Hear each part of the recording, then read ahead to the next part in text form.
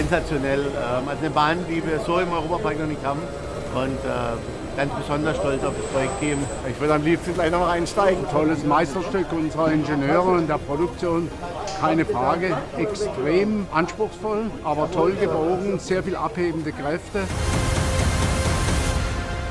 Machtprodukt, perfekt.